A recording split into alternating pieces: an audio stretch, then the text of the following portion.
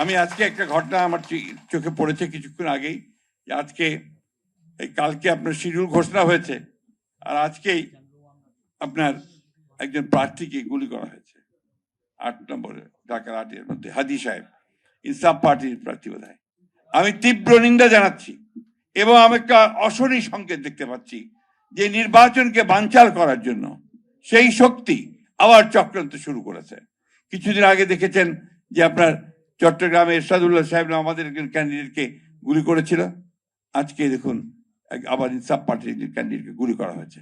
আমরা এর তীব্র নিন্দা জানাচ্ছি এবং অবিলম্বে প্রকৃত দোষীকে খুঁজে বের করে নিয়ে আইনের আয়তায় আনার জন্য দাবি জানাচ্ছি।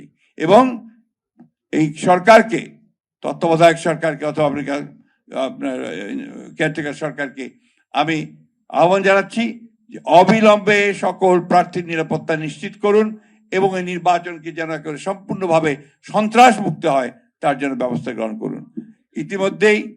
ইতিমধ্যেই আপনার আমাদের পার্টির চেয়ারপারসন, অ্যাক্টিং চেয়ারম্যান, তিনি আগামীকাল এই ঘটনার প্রতিবাদে সারা দেশে বিক্ষোভের আহ্বান করেছেন।